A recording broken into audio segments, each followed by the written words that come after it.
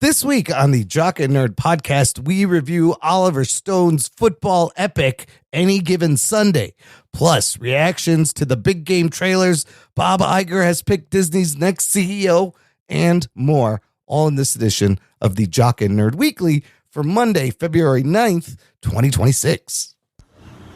This is Frank Grillo. You know me, but who are you? Are you the discerning, sophisticated type of person who enjoys all the latest comic book and superhero TV and movie news? Pop culture references, witty banter? Me neither. I'm just here for the dick jokes. Check. Check one. All right. This is for all you fans out there. Let's give it up. We talk it, we nerd it. We funny, disturb it. We talk it, we nerd it. We spoiler alert.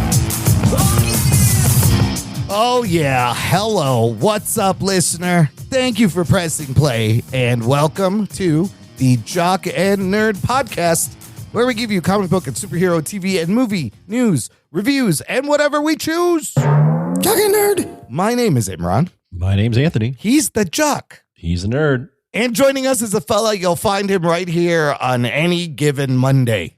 That's just because that's when we record. It's Rug Boy. What's up, Rugs? When I fight for that inch, I'm just looking I can go to the bathroom. Yeah, Rugs knows about the game of inches. It's every day. Can I get another inch smaller out there? today? Yeah. I'm going to have to lean over farther now. Where's the inch? He's fighting to get it out of his pants. Yeah. Listen, it's cold in here. You got to fight for that inch. It's wintertime. I've been fighting for this inch. I can barely reach the toilet, the urinal. Jesus. Ruggs has been taking a cold plunge for life. Yeah. He's at like All right, minus, enough, guys. it's like minus 5 inches right now. It's negative. Why would I joke about it? Rugs, the inches are all around us. Yeah. We fight for those inches here. We live here. Anyways, more about that later. Yeah, we'll talk about that. More Al Pacino isms later. But some fun trailers and things to discuss, fellas. Let's get started. The Jock and Nerd Podcast. Well, it came and went. We talked about last week the superb owl, the best owl in the business, the big game, the soup or bowl. Choose one. You can't have both. Super Bowl 60, of course, in San Francisco happened. Was this an esports Super Bowl, Imran? This was all about the thumbs. It's about exercising your thumb. Esports has their Super Bowls, just nobody cares yet. Yeah, What was that you said about 10 years ago? It was going to be the biggest thing. Listen, they're close to pulling in 100 million viewers, like the superb owl. Sure. But Then you had a guest come on to argue with me that esports were real sports. I really thought that was going to happen. I'm going to be honest. I'm a little disappointed in the esports community. Just file this one as Imran's wrong again, Anthony. I really I thought never let him forget. they were going to make a play for it. You know, We should come out with like a stats of how many times. That's just the things Imran says off the cuff. Socks are useless. Because this is what happens. He has to double down on the still stuff debatable. that he says. Yeah. Like he doesn't even think about what he says, and then he has to double down on it. Then he has to know. Yeah, exactly. He starts defending it, even though he doesn't believe in what he Listen, just said. No, he does not. That's what the fun of it is. if arena football is a thing, esports could still be a thing. I don't know. Somewhere in Korea, there's arenas that are being filled, and they're playing trailers and commercials. Yes. But not here. So, anyways. But Patriots, Seahawks, I watch Seahawks win, blah, blah, blah. Anthony, let's start with you. Overall thoughts On the Super Bowl? on the superb owl. The Super Bowl? Yeah, I just want to get your thoughts on the game, the broadcast. We'll get to the commercials and the trailers. I only watch the game. I don't care about the broadcast or the halftime trailers. show. Come on. I don't even care about the halftime show Really? that much. No. Okay. I'll watch it, but it's not like I care. Yeah. I mean, the game sucked. It was It a did. bad game. It was Lame. one team was very overmatched. New England was very overmatched against Seattle. Yeah. Seattle was a much better team. The team from the NFC was much better than the AFC this year. New England was kind of fraudulent in terms of getting to where they were at. They're about a year ahead of schedule, maybe 2 years. But yeah, Seattle's just a much better team. So the game wasn't good. Yeah. The game was not an entertaining watch unless you were a Seahawks fan or a New England hater. Correct. I found it rather boring. You know, the highlight to me, fellas, was the halftime show. Oh, I thought it was very entertaining. which one? The Turning Point USA one or the Super Bowl? Kid Rock put on an incredible show. Came out just wearing a condom, I believe. No, I don't know. Whoa. I was Wish I not was one of in the that. 10 people who watched that. Actually, like they said, like 6 million people. Did anybody check that out at all? No. I did not go out of my way to check. Anybody that out. win money on this game?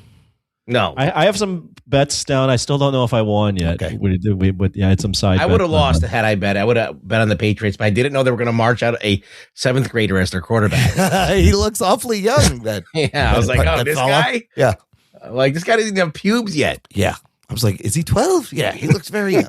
Look, give him some time. He's a young guy. He's a young I guy. didn't bet on the game. I bet on like weird things, like what color the Gatorade was and how long the anthem would go and things like that. Dude, that's the thing these days is you can bet on anything now.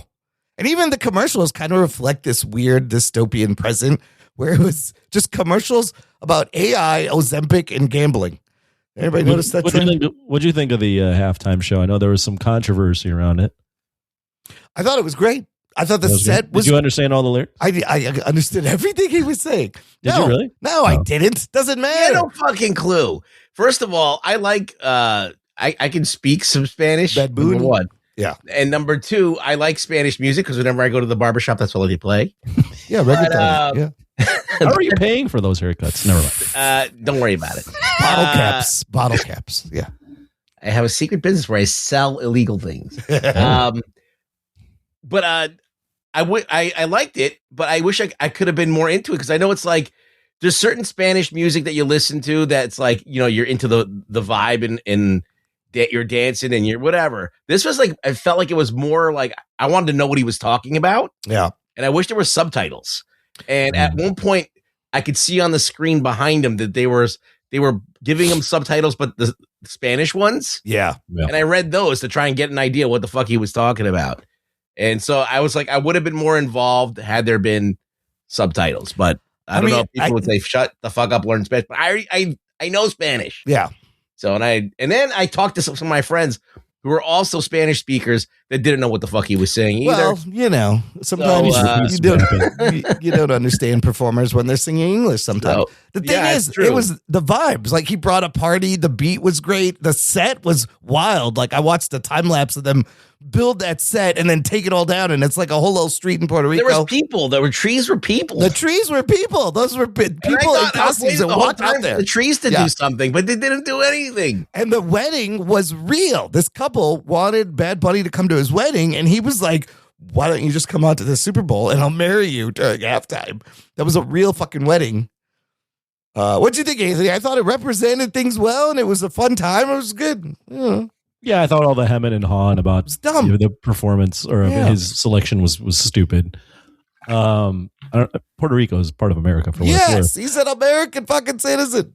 You know, I mean, as far as I'm not the biggest Bad Bunny guy. And so, you know, I don't listen to a ton of his music. So a lot of the songs just didn't hit for me because one, I don't listen to all his music. Two, it's in another language and I know some Spanish, but not enough to keep up with him. Yeah. It has to be like the beat has to get you going, and then you don't care what it is, right? If you're in the moment. But I think, If you throw some Bad Bunny on at the club, I'll fuck with it. Oh yeah. It sounded like he was doing some sort of like performance, but also and like saying things. Like I think he gave his Grammy to a kid or something. That was supposed to be like him as a child. Oh, I see. Okay, but what I liked the most was. He had some hot girls. Oh my God, he's fantastic! Alba, Cardi B and Alex Earl, and some other, and Pedro Pascal was there. Pedro Pascal was there. All the dancers were smoking. Like there was a lot to look at. Yeah, it was cool. I mean, I don't get up in arms of it. They could have had, even if they would have rolled out Kid Rock, I'd have been like, all right, cool, whatever. I think the Kid other show Rock's, did that. I think Kid Rock's done the Super Bowl, hasn't he? I feel like Kid Rock has done that. Never. No, I don't. I like the cameos. Lady Gaga, Gagita, I think Ricky Martin, and Ricky Martin. Yeah, even though Ricky Martin. I wanted Enrique Iglesias and Ricky Martin to fight to the death. Like, oh my God, that would have been great. And then like Pedro, you could have Mark Anthony referee it. Yeah, Pedro just hanging out there with Jessica Alba, a couple other celebrities. It was fun. There was a bunch in that little room or whatever. Yeah, it was cool. I like he called out all the like countries in the Americas, and he's like, "God bless America." It was great. It was fine. It was entertaining. Like the beats are good, makes you want to dance. Did you get up and start doing like some bachata or salsa there, man? No. I heard you have some good hips. I was way too high watching. I can't move. I'm paralyzed in my chair. I can dance. I see them do. I mean, overall though, like the commercials and the trailers and the whole thing, what I found rather lackluster and just like mediocre. And it just, I don't know.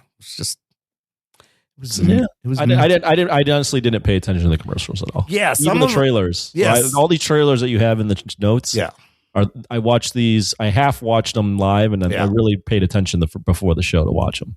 Did any of the commercials stick out to you? Do you remember that you thought were fun? I can't even think of one off the top of my head, but I really wasn't paying attention, so I'm a bad person to ask. We've seen all this shit before. There's nothing new here. Yeah. Except for The Adventures of Cliff Booth, which they didn't even put the title on or the director. So I was like, what the fuck is this movie? It looks like Quentin Tarantino did it, but I know he didn't do a new movie. Yeah. And then I was like, all right, let's just get to the trailers. And let's start with maybe the most disappointing one, which has to be the Mandalorian and Grogu 30-second spot. You found that disappointing? Well, I had to rewind it because I get what they're doing. This is a parody on the Clydesdales, the Budweiser commercial, straight with the Sam Elliott voiceover. And so when it came on, I wasn't even paying attention to the screen. And I look up and there's fucking Tauntauns and Baby Yoda. I was like, oh, fuck. So I had to rewind it. And it was cute. Look, it was cute. I get it. It's themed to the Super Bowl. But it kind of feels like a waste of $10 million if you're trying to get people interested in a movie. And you just don't show any footage, and you just treat them as like everybody knows. And maybe they do, Mando and Grogu. You didn't think I was disappointing? What did you think, Anthony, of that? Well, my thought on it is every Super Bowl, these last few, you get the trailer where it's a trailer for another trailer, and that's kind of tired. So I actually appreciated that they took a swing and did something a little creative and just a little cute. I thought it was fine. I'm not the biggest. I don't have a lot of skin in the game when it comes to Mando and Grogu, so my opinion on this I'm not that passionate about it.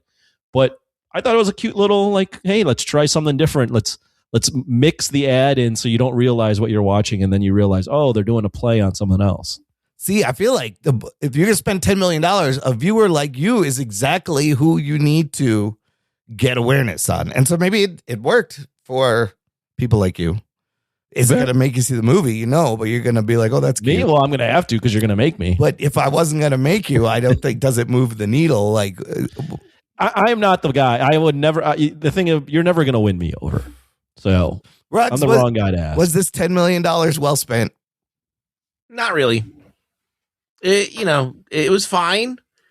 But yes, it didn't really like pique my interest in the movie or anything. So it was just like, oh, there it is. There's Baby Yoda again, being cute. Yeah. And that was fine. But as I said, if they're spending all this money to get people interested in the movie, is that going to do it? I don't know. I was like, that's what you did. Okay. All right, Disney. Speaking of cute and babies, let's talk about Supergirl. They cheated a little, similar to what we had last year with the Superman movie and Crypto. They did a little tease during the Puppy Bowl, and there's a little spot, and the only new things in this spot are baby Crypto. Boy, James Gunn just loves to make baby everything. This is like the fourth baby thing. Groot, yeah. Baby Groot. He had baby alien. The baby alien and Superman.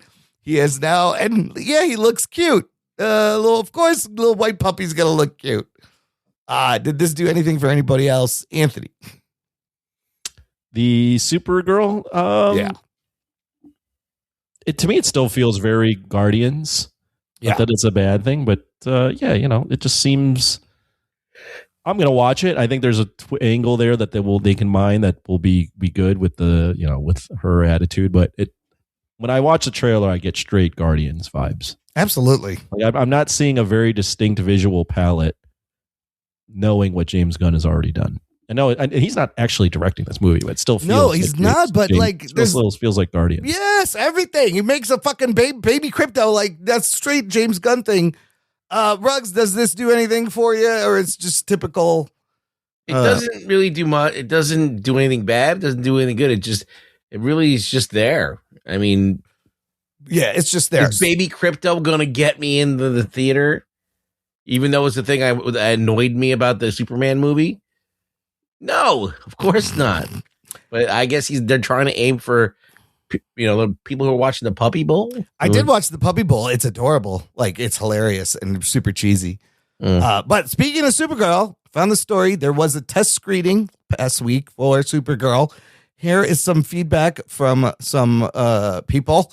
According to @Axel Talks Film, says the cinematography is, quote, an upgrade compared to Superman's. Anything is. He says there's an action-packed... yeah, that's true. There's an action-packed hallway scene that's said to be as good as those seen in Daredevil and Guardians of the Galaxy Volume 3. Interesting. So Supergirl also has a darker tone than Superman, with a story that focuses on human trafficking and a lot more violence. Overall, though, there's said to be a perfect balance of humor, darkness, and lightness.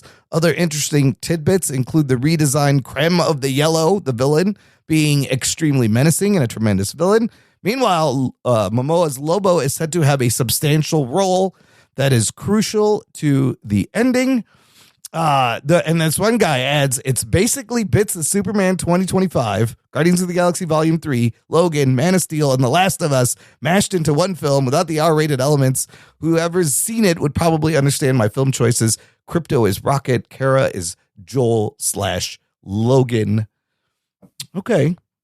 I mean, I like some of that if it's darker and the cinematography is better and there's some stakes. I'm sure it'll be fine. Yeah. Interesting. Sounds okay. All right, let's move on to this. Sounds okay. Sounds just okay. Sounds like a movie. Project Hail Mary. I think a lot of people are excited about, coming out March 20th, put out a final trailer. Anthony, let's start with you. I feel like these trailers are showing a lot, but they're very intriguing, very interesting. This one seemed pretty epic to me. What do you think? Are you excited for this movie? Yeah, I think this is gonna be really good. I think so too. I'm the trailers are doing it for me. I like that it's from the same author as The Martian, right? Andy Weir. And I like is it Lord and Miller? It's Lord and Miller directing. Yes. Yeah, I'm.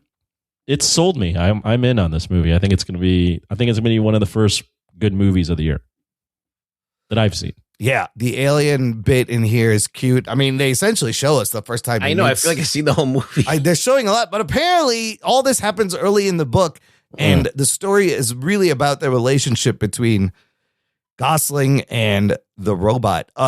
You guys know any dudes named Grace? I thought that was an odd name for Grace. Yeah, his name is Grace in the movie. No, maybe it's Grayson. I mean, I call him Grace for short. I've met women named Grace. I've never met. Maybe they spell it funky. Grace and Rocky. No, I don't know. The subtitles just have it Grace. Maybe if it's spelled with like a Grayce or some shit. But I was like, that's an interesting name for a dude. That's his name in the rugs. Are you excited for this after this trailer, even though we've probably seen too much? Yeah, too much, but I still think it's going to be a good movie. Yeah. Or at least it's the kind of movie that I would watch. Yeah. Which helps. I like movies that have some existential bullshit in space. I feel like that's the ultimate place that we're going to have to explore in the future, and in the future of humanity, like Elon says, is out in space. Elon's right. And I agree with him, unfortunately, but yeah. So it's always interesting when something's happening in space, and it's always also interesting when it's like the first, major or like some major first contact. Yeah. I mean, some of these shots remind me of like Interstellar and other awesome sci-fi space movies. And man, I can't wait to watch that again. I got to watch that one. Yeah. I think this movie's supposed to be like 2.5 hours long or longer, 240. It's pretty long. But yeah, March 20th. This is a big one. Let's move on. There was a Scream 7 big game spot. I don't really care about this franchise, so it was people dying and all the original cast is back, and somehow Matthew Lillard is back. Didn't he die? Wasn't he the bad guy? Matthew Lillard. I've only seen the first 3 Screams. Wasn't he the original Ghostface and got killed in that movie? Oh yeah, he was. Yeah, but you're right. I think he's back. You hear his voice or something. I Yeah, I mean, Scream brought back in the 90s and was early 2000s. It brought back the slasher genre and put a twist on it, made it more self-aware. And it's still going strong. I can't say that I'm excited for this because I haven't seen the last four. But yeah, Scream 7. Scream's still chugging along. Fucking 7 of them. I remember the first one. It's great. I don't think I've seen the others. Rugs, we like the Screams. I mean, if it was on, I would watch it, but I just never had the, I never had the inkling or to try to watch it. So I was just like, those movies don't really do much for me. I mean, the first one was cool because it did what it did. It turned the horror genre on its ear by like being in on the joke and using horror movies and talking about horror within the horror movie. Nobody gives a shit. Let's move on to something we maybe give a shit about. Disclosure Day, Spielberg's Alien movie. I hope it's good. Because there's a lot of anticipation going on here. Gave us a little bit more. I like the vibes of this little big game spot. And yeah, there's a lot of this could be as big as Project Hail Mary. I wonder which one opens bigger or has more buzz. Anthony, again, did this move the needle at all? Oh, I'm all in on Disclosure. And Steven Spielberg doing the big budget sci-fi. I think it's a summer release too. I think this will definitely make more than July 12th. Yeah, Project Hail Mary. It's being positioned as a big movie. So yeah, I'm with Ruggs. I hope it's good because I don't remember the last time Spielberg did a big budget like fun action movie was the one 10 years ago with like the video game, like there was Mechagodzilla. Ready Player One. Yeah. That one was fun, but I'm hoping like we get like when we get like prime Spielberg. Here's a question for you guys. Yeah. And I've been thinking about, I don't know, I was walking home from work and I randomly thought about this. And I promise it's going to lead to Spielberg here. So when athletes get older, they tend to not be as good at the sport. Yeah. Because and same thing with coaches. Mm-hmm. Coaches in their prime coaching age is like from your late 30s to like late 50s. Okay. And what I'm getting at here is these older directors. I don't know how old Spielberg is. I'm guessing he's in his 70s. I'll find out. Yeah. Yeah, he's in his late 70s. 70s. 79. Yeah. So these older directors, I feel like they lose a bit of steam. Like their movies aren't as good. Yeah. Because they're old, right? Like they're not as sharp. Yeah. They're not as quick with things. It's just the cognition tends to decline, and they just don't have the spunk that they had earlier. Yes. And when you look at like Scorsese and Spielberg to a lesser extent, you look at Ridley Scott. Yeah. Look at a lot of guys, like as they got older, I don't think their movies got better. Yeah. So what I'm getting at is, is Spielberg like, do we think this movie could be like prime Spielberg, or is that just, he's just so old at this point? You never know, because when Mad Max Fury Road came out, that's a good point. That motherfucker was old. George Miller in his 60s and 70s still banging them out. Well, I think so. I think the age, like once you get up to like, I think 60s, you see people still pretty spry. Yeah. But once you get in your 70s, just think about like 70-year-olds, Yeah. Like they're not that quick. Imran. Yes. Just look at me. Well, So, I mean, like a lot of 70, when you see 70, like, can you imagine like being on a set? Yeah. And like for, what is it, 3 to 6 months, having to be really sharp and controlling everything? It's draining. It's exhausting. Like most 70-year-olds I know are just not that quick at anything. But then again, like James Cameron's 70 something, and he's still cranking out like the biggest budget movies ever. He is all over that set, jumping around. I would argue his movies aren't as good.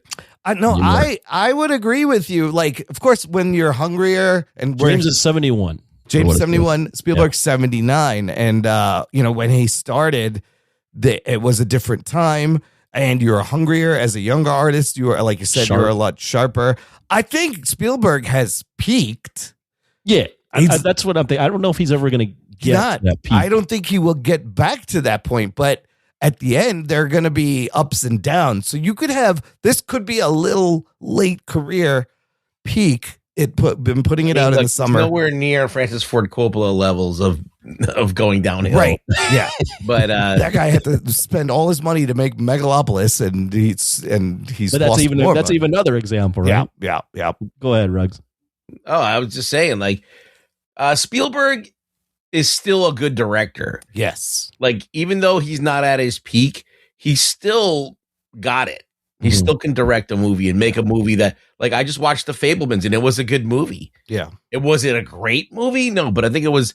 It held my attention. I learned a lot from it, and I thought the performances were good. Ready Player One was a fun movie. I enjoyed that, and his.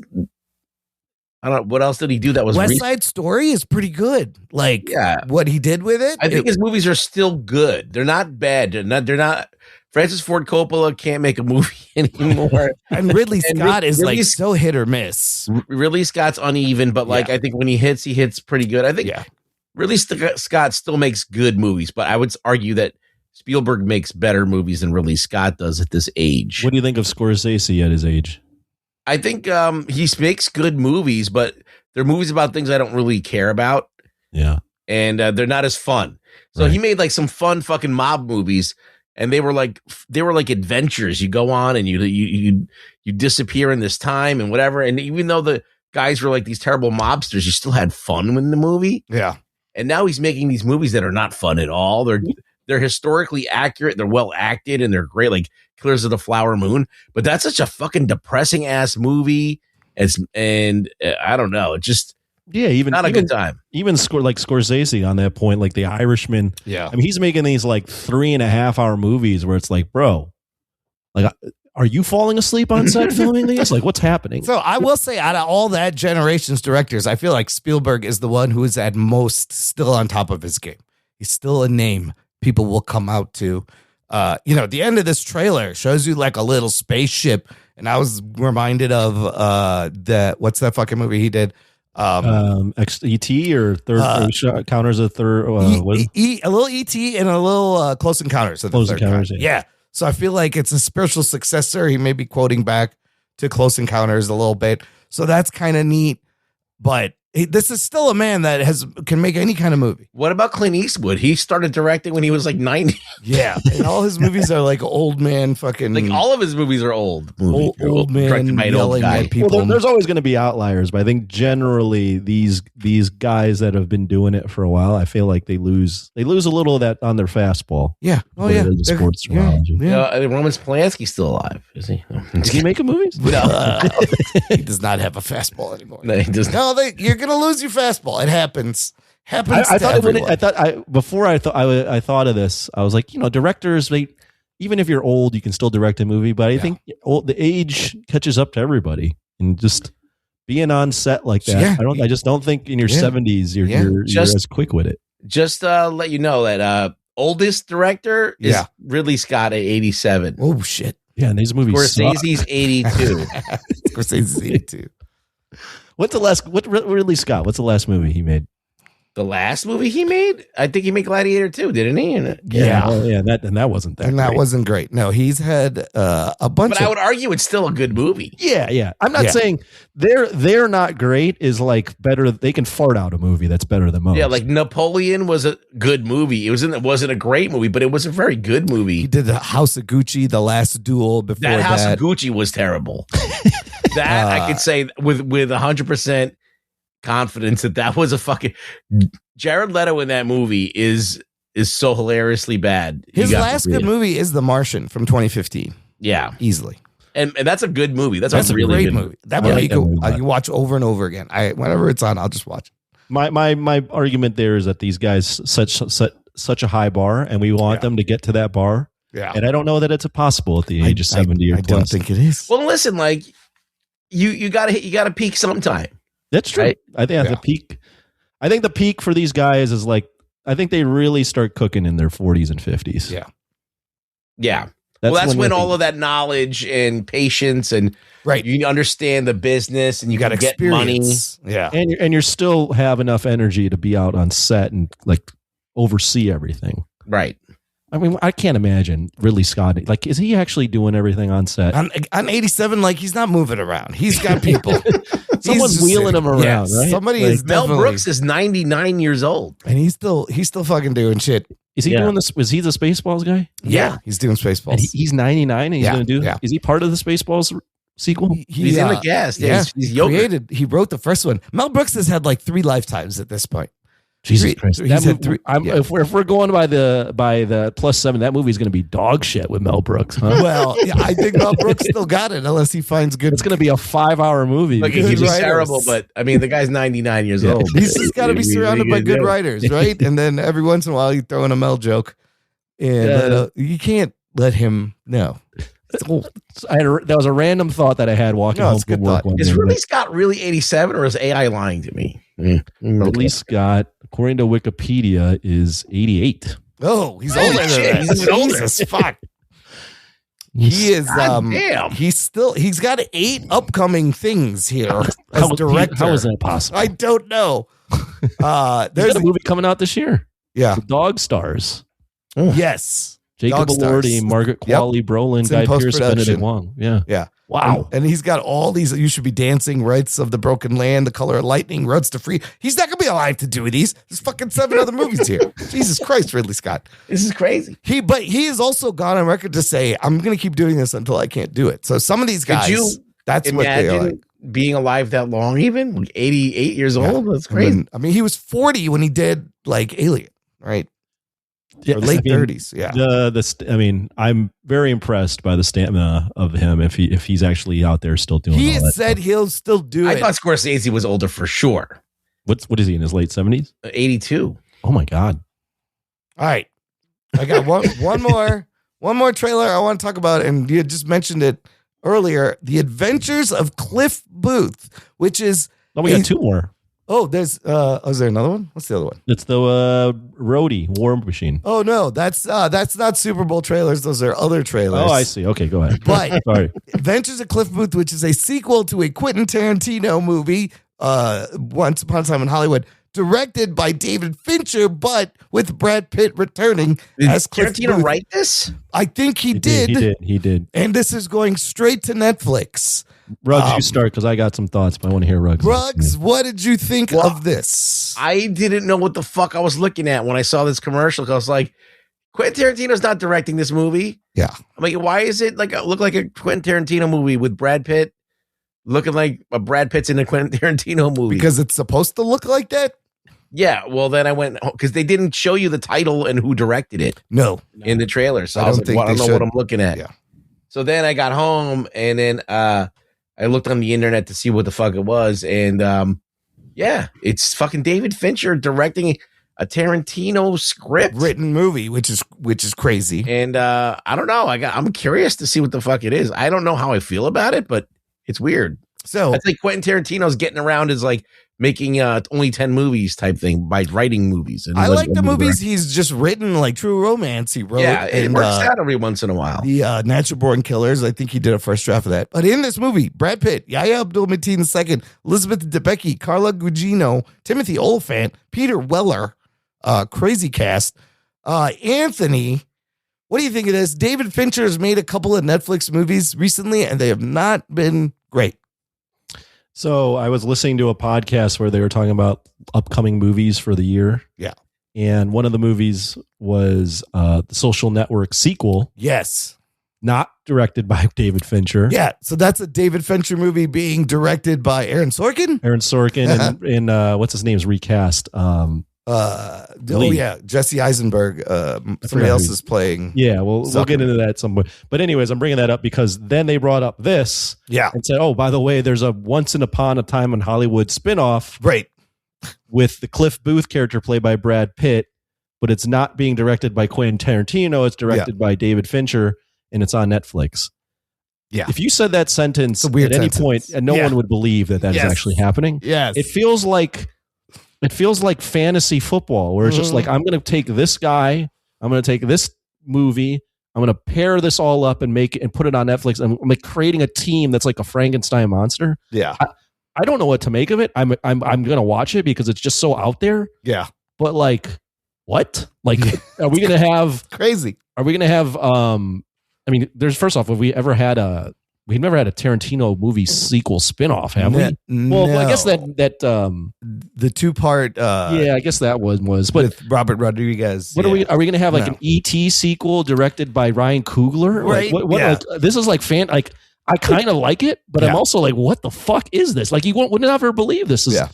Fincher doing a Quentin Tarantino spinoff is For like Netflix. It's like you pulled things What? out of a hat to make Yeah. a sentence. I Yeah. can't believe it. Yeah. I cannot believe that this movie, along with the Social Network sequel, Yeah, that's both crazy. of those movies are very strange and Yeah. intriguing at the same time. Yes. I like the trailer. I like the footage and how they censored parts of it. But it looks like a Tarantino movie. It What could do you be guys good. think of Fincher doing Tarantino style movie? I think it's a good pairing because I feel like he kind of complements Tarantino a little bit and maybe was inspired by Tarantino. Really? Fincher? I feel like Fincher's style is so different. What do you think, Ruggs? I don't know. I feel like that the Coen brothers would probably or do it. Yeah. Or like even like a Guy Ritchie would probably do a better. Maybe. Yeah. But Or maybe even like Safdie's, like it might be. yeah, the Safdies could Oh, probably right. do it too. Yeah. And who directed that the other one with the robbery one that we just watched? The Austin Butler. Yeah, what was that? Who directed Caught Stealing. Who did Caught Stealing? fucking It was Darren Aronofsky. Darren Aronofsky doing Tarantino. I mean, I think any one of these guys would be good to do a Tarantino. Fincher's good, but his aesthetic is a little different than Tarantino. But I think that he's in there. He's in there. They're both, I would say, all-time directors, right? Like Yeah. they're both on kind of maybe. Would you rate Tarantino maybe slightly higher than Fincher? Maybe they're on the same tier. Oh man! I mean, Fight Club is a masterpiece, and so is Pulp Fiction, and so was a bunch of Seven. other movies. in the game, like he has a lot, and they're both Alien 3? No, I'm just kidding. no, except for that.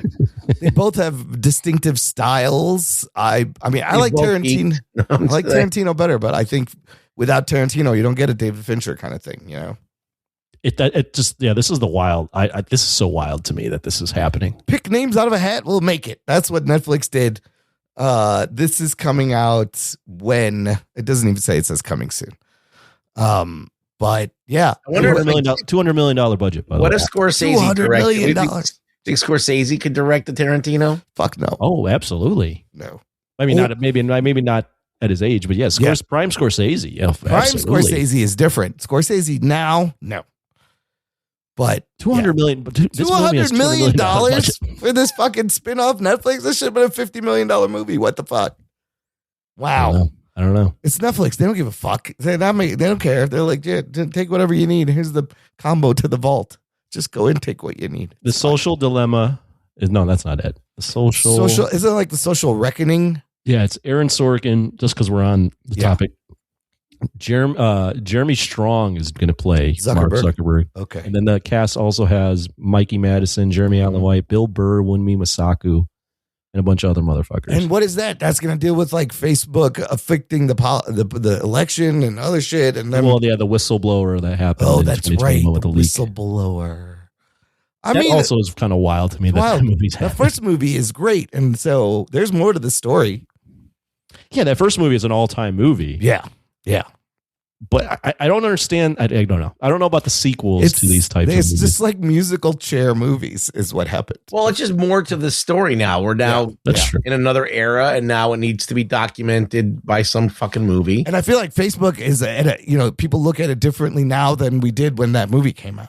you know? Yeah. Yeah. So it's changed. I So think Sorkin wrote Network, the Social Network, too. how biting they're going to get with Zuckerberg and making him seem like a villain will be interesting, or are they going to fucking sanitize it and make it like he didn't have a choice and had to do this shit? I don't know. I mean, the first one was pretty biting on Zuckerberg. Yeah. He fucking straight up stole that shit from multiple people and just gave him a pittance. If I was those twins, man, I think they sued for more, but I'd be like, fuck you. You give me fucking 5 times this, you motherfucker. The other trailers also that came out that I didn't put in here were for Super Mario Galaxy, Minions 3, and Hoppers by Pixar. They're fine, whatever. They're family movies. They will all do fine.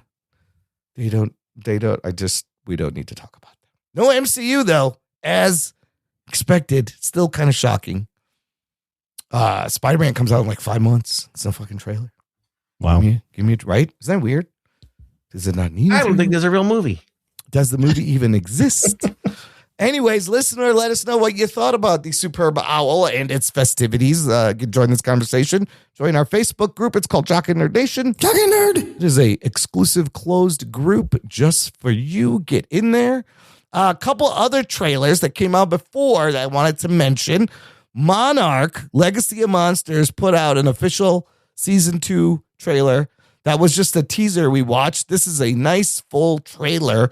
And Ruggs, let's start with you because holy shit, this looks like a fucking epic movie. It's too good to be true. What the fuck? That's what you gotta like calm your penis down, get the boner down because it is it's going to be screen time of actually this shit that you see in the trailer is going to be like nothing. I hope they didn't show us all the monster scenes in you're this pretty trailer. much seeing it all because everything that you've seen here is what's wild. happening.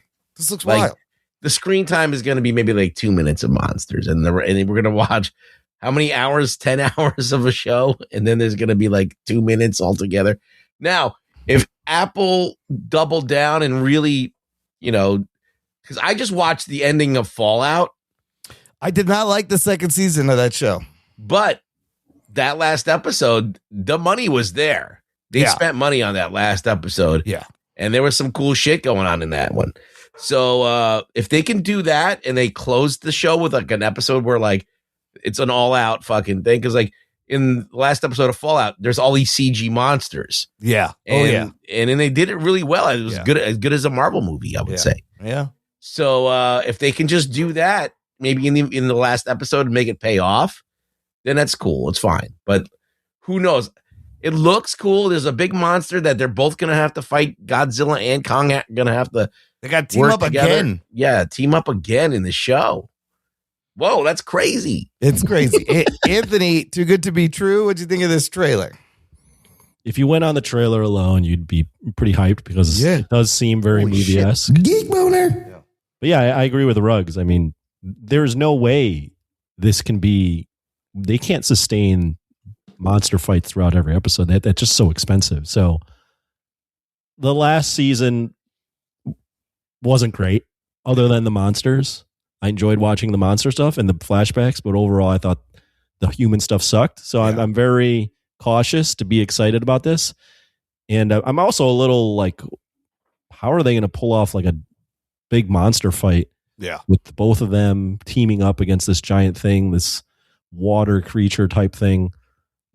Because I mean, last season they barely had any monster fights, just the one at the end, right? Yeah, they had one, and I think they copied and pasted most of that fight scene from the first Godzilla fight scene, right? From the first movie where he fights the Muto. Yeah. So I mean, listen, I'm all about anything that furthers kaiju. I'm cool with, but yeah, we'll see what this is. I feel like, the show is about. You got to be realistic. The show is about the people. I feel like this may be a little bit of false advertising, and I just hope they didn't show us all the fucking monster shots. They probably did. Right? I think they did in this one trailer. How many times you got to get Godzilla and Kong to team up and take down? This is the fucking third time already. Yeah, but isn't everybody like all chomping at the bit now? Yeah. So that's why they do it. Yeah, I was like, holy shit, this looks like a fucking movie. Like, is this the next King fucking Godzilla movie? No. This is the TV show. February 27th, very soon. We will be able to. Who would have thought? There would be like a big budget series, 2 seasons in now. Got movies coming out. We got Japanese movies coming out. It's crazy. Yeah, it's a good time. It's a good time for the Zilla fans. That's right. And then last trailer, Ruggs, you shared this. There's a coming out early March, a Netflix movie titled War Machine, starring old Mr. Reacher himself, Alan Ritchson. And he's fighting the thing from RoboCop. I don't know. Well, basically, they told Alan Richards, like, what kind of movie do you want to make? And he's like, I think I want to make the Terminator and the Predator at the same time. Can we do You that? do that? And they're like, yeah, let's make that movie. Let's make it where you fight a Predator alien at the Terminator in the jungle that is a war machine robot. Alan Ritchson's latest Amazon movie was not good. He's great in Reacher. Could this be any good, Anthony? No, but I'm going to watch. What do you think of this?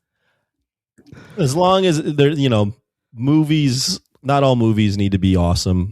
Some movies are just made, just entertain. I think This one has potential to do that. I agree with both of you guys. When I watched the trailer, I went, am I watching Predator? Yeah.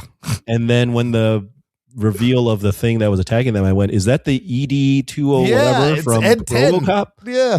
OCP model. Yeah. So, not exactly the most original idea, but action movies aren't always original anyways. So can it be good? Probably not. But is it going to be entertaining? Frank Grillo can't make all of these movies. Some other people have to step in. Yeah, Alan Richardson's taken the torch and he's like, you know what, Yes.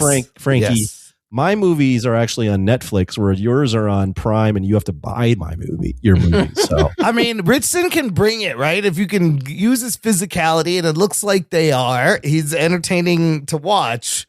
we should definitely review it. Yeah, no, I think it's gonna be fun. It's a little bit like Starship Troopers, a little bit of all those things.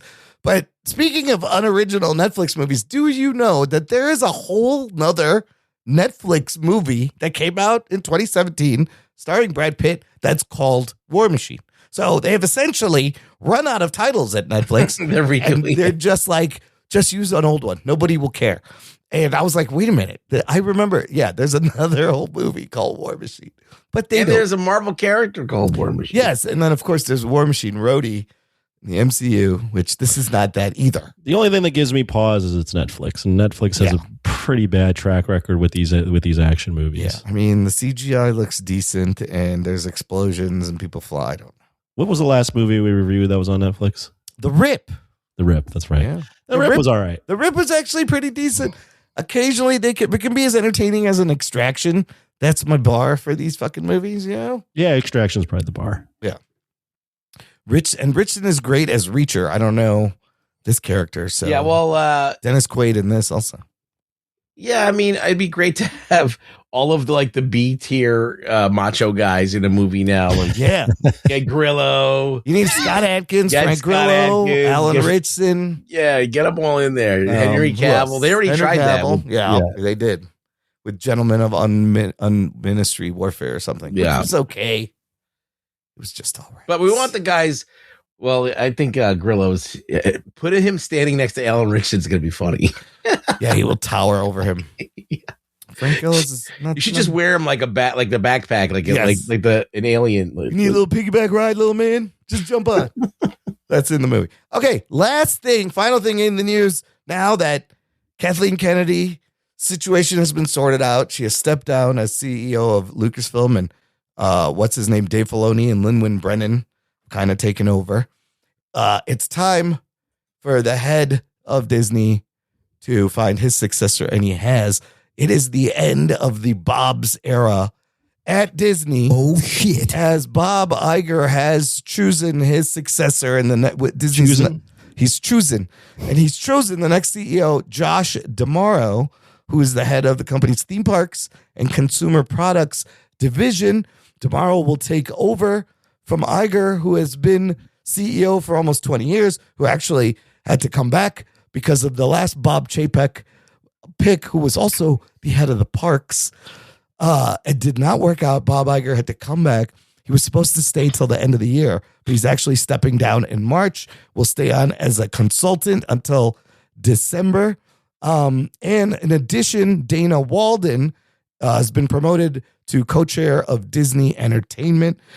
For a hot second, they were going to do the trendy co-CEO thing that we have seen at DC, Warner Brothers, and Lucasfilm, but they did not do that. I don't know anything about Josh D'Amaro, but what I've heard is that this is not going to be a Bob Chapek situation. People like this guy. He's smart, and putting a parks guy in charge now kind of makes sense, seeing as how Disney makes most of their money with their cruises and their theme parks. And I think the movie side of things comes in like third or maybe even fourth moneymaker, but they made like $60 billion last quarter or something, mostly because of the parks and the cruise lines. So, Anthony, what do you think business-wise, the end of the Bob era of CEOs here? Any opinion I have on this would be just something I pulled out of my ass. I have no idea. We'll see how it goes. I have I know nothing about this guy. Yeah, all I know is about what happened last time, and that was a disaster. So it was. We'll see. So hopefully they've learned their lesson. Apparently, Josh D'Amaro has been like shadowing Iger. So I feel like this is going to be a better transition. I would hope he's been shadowing him. That'd be probably the bare minimum you would need to do. Is probably shadow the guy that's doing the job. Because Iger was not good with like talent and creatives, and he was all numbers. That's not what you need. Ruggs, any comment? You mean? Chapek, sorry. Yeah, Chapek was, Iger was good with all of that and being like a public facing person who can talk and not come off as a fucking asshole. Apparently Josh D'Amaro is also very hospitable and Ruggs. I don't know jack about this dude. I have no idea what his deal is, and maybe that's why they chose him, because no one knows anything about him. He seems to be very mysterious. Well, and I just looked at his Wikipedia. There's zero details about his personal life or anything, or his politics or anything. So you don't really know where he stands. I think maybe that's the power play there. Yeah. So you can't really glean how he's going to lead the company. You don't really know like where is he going to take Disney. But he's a parks guy. Yeah. And a parks guy, you kind of got to like put the customer first, because that's what gets people in, and that's what makes you your money. Yes. So it's very customer oriented, and you have to really think about how you're going to get people from A to B, logistics, all that stuff. Yeah. So he could be a more complex thinker. We'll see. I'm just spitballing because I have no idea who this guy is. Well, the other thing I heard from some of the podcasts I listened to is he's into like the experiences. So expect them to double down on experiential kind of things. But you're right. It's for listening to the fans, and Dana Walden will still continue to oversee the creative stuff, which she's been doing and she's good at. So I feel like this is a good fit, but Kathleen Kennedy out, Bob Iger out. We're entering a whole new era I don't think it's going to change much of anything, to be honest with you. I mean, and it will take years to see any changes, but I think it's going to be interesting if they can learn from past mistakes. And, they went through some rough spots there, and now they have a chance to make both things, the MCU, Star Wars shit, bring it back to its glory. I don't know. We'll see what happens. Anyways, we talk about Bob Iger. He gone. We got Josh. Let's take a break here, fellas. We will play some promos. Come back, talk about some more football. Any given Sunday, right after this. After these messages, we'll be right back. Was A Quiet Place inspired by Signs, It Comes at Night, and War for the Planet of the Apes? Was Ready Player One influenced by Avatar, Wreck-It Ralph, and The Last Starfighter? Is The Hurricane Heist more influenced by Sharknado or Geostorm? These are the kinds of questions my guest co-hosts and I discuss on my podcast, Piecing It Together. Every week, we look at a new movie and try to figure out what other movies inspired it. Whether it's the story, the character development, tone, or even use of music. Every movie was influenced by something that came before it, and we want to figure out what. Check out Piecing It Together on your favorite podcast app, or check us out on piecingpod.com. You can also follow us on social media at piecingpod. Piecing It Together is a part of the All Points West podcast network. Attention podcast listeners and YouTube watchers. I'm Logan, the host of Mostly Superheroes, a weekly pursuit for the world's best stories with an emphasis on live-action superhero stuff. Every week, join me, PC Mike, The Giggler, Scotty Scoop, and Carrie as we talk MCU, DCU, books, TV, movies, and more. MostlySuperheroes.com is where you want to be. Watch us on YouTube, listen where you get your podcast, and we'll see you Sunday on Patreon. Enjoy the rest of the show. Jock and Nerd Podcast. Listener, if you enjoy this show, this is a perfect time to join our Patreon fan club. Just visit jockandnerd.com/Patreon. Jock and Nerd. There is a link in the episode description, and you can give back, help us continue the show coming out every week since 2015, people. And we've appreciated your help on the Patreon to get the show out there. You get stuff for as little as $3 a month in support. You will get you access to a bonus podcast feed where the shows come out early. There's instant reactions to movies, bonus movie reviews, and audio content. You can also hang out with us once a month on our virtual meetups on Discord. The next one will be Thursday, February 19th. There's all of that is on our Patreon page, and all the other tiers and fun stuff. We appreciate any and all support. Thank you. Join it now, jockandnerd.com/Patreon. Okay, fellas, let's get to this week's movie review. We're going to do kind of a retro review. We're going to do a Jock movie because this is the Jock and Nerd Podcast, and we just had the Super Bowl. So we're going to be discussing Any Given Sunday from 1999. Here's your spoilers. Strap yourselves in, you fucks. Spoiler time. See, Anthony, I give fair share to the Jock side of the show every now and then. Fair share. You use that very loosely. This was your idea, and it was a good idea to kind of tie in. Tying into the Super Bowl. Also, 1999, a year where we spent, Banger. I think, 3 shows with 12 movies. Yes. And we didn't do Any Given Sunday. So. We did it. That was the banger year of movies, and it's good to look at stuff pre-2000 sometimes and reminisce about the good old days. Anyways, this one, released December 22nd, 1999, holiday weekend, opened up against The Talented Mr. Ripley, Man on the Moon, and Galaxy Quest. And I believe it opened at number 1. It is directed by Oliver Stone, produced by Clayton Townsend, Dan Halstead, and Lauren Schuler Donner, from a screenplay by Oliver Stone and John Logan, based on a story written by John Logan and Daniel Pine, with Stone and Richard Donner additionally serving as executive producers, partly based on the 1984 novel Any Given Sunday by NFL defensive end Pat Toomey. Do you know Pat Toomey, Anthony? I have no idea who that is. All right, me neither. He wrote this book. On the Rotten Tomatoes, this movie's sitting at a 51% critic score, tomato meter, 73% audience score. Metacritic has it at 52. What's the letterbox on this thing there, Anthony? 3.4. 3.4. Okay. So it's all right. Yeah. Not average, a little above average, but not something that people are like saying this is awesome. Right, but not a dumpster fire. It tracks with the other scores.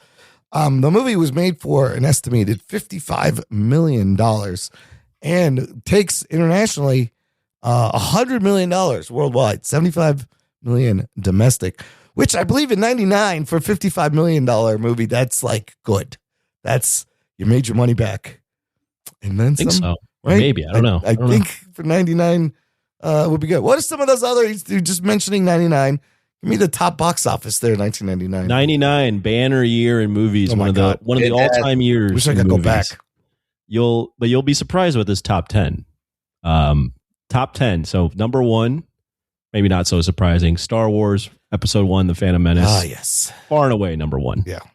Number 2, and you'd be shocked if a movie like this would be number 2. Yeah. The Sixth Sense was Wow. number 2. Almost a $300 million domestic movie. Wow. Whoa. Number 3, Toy Story 2. Yeah. Number 4, Austin Powers, The Spy Who Oh my Shagged God. Me. When's the last time we had a comedy big into the top anything lately? Jesus. 5, you might know this movie, The Matrix. Yeah, fuck yeah.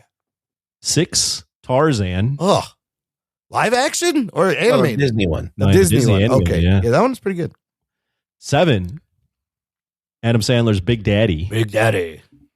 Number 8, The Mummy. That's the Brendan Fraser one, right? Yes, Yeah. correct. Number 9, Runaway Bride. Oh, rom-com slips in. And 10, little movie called The Blair Witch Project. Oh, fuck that movie. Jesus Christ. Wow, that's a crazy top 10 there. But you're already seeing in 99 some of these like franchise type movies like Yeah. Star Wars, Yeah. Toy Story, Yeah. Tarzan, The Mummy. Yeah.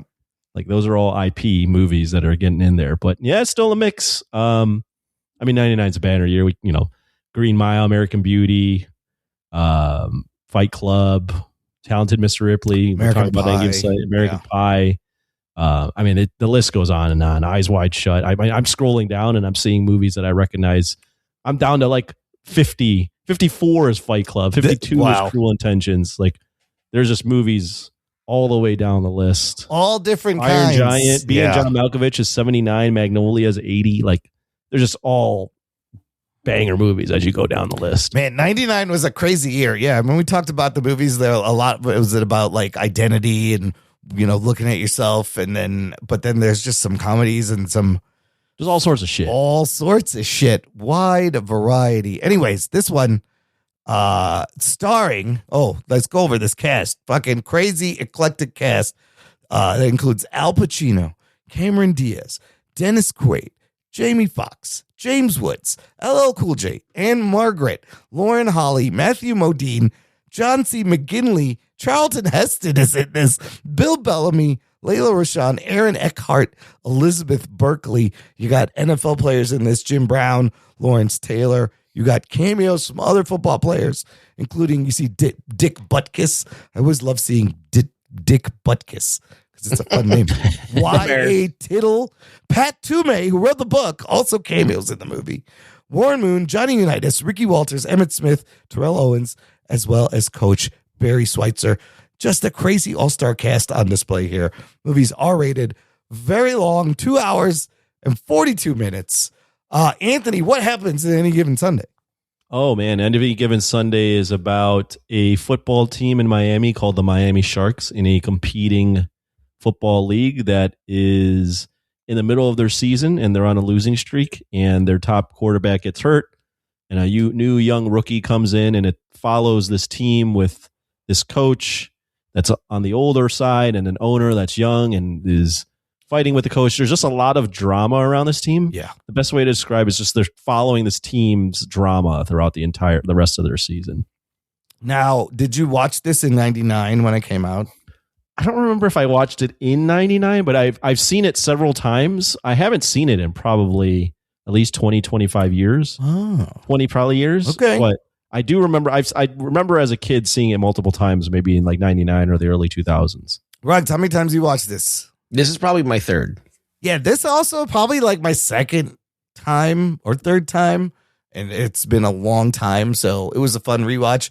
But Anthony, let's start with you overall. I don't know if you could take us back to when you first saw it, what football meant to you, how this movie hit, and how it feels now. Yeah, I mean, when I first saw it, my idea of a sports movie was, winning, overcoming the odds type thing like that. And I remember even as a teenager seeing this, I went, oh, this is a little bit different. Like the flavor is a little bit different in terms of what they're going after and what they're talking about. But I didn't fully understand it. And at the end of the movie, there is still them overcoming the odds. Yeah. So I went, this is just like a different kind of sports movie that's still in line with what I'm used to, with what sports movies are. But even then, like I said, I knew there was like a little, it's like when you taste something, you're like, oh, that's a little different taste than what I normally get. Revisiting this movie now, I definitely appreciate it more, especially knowing what I know about football. Like this movie is a lot very before its time about like, the dark side of football. Yeah. And I really enjoyed it. It feels very late 90s, early 2000s with the chaos energy that it's filmed with. Yeah. Like this movie is the vibe I was getting was very similar to that fucking Denzel movie, Man on Fire. Yeah. Like the way that camera's moving around and shit. Yeah. And like there's a ton of movies like that in the early, so it feels very of its time. But I love football.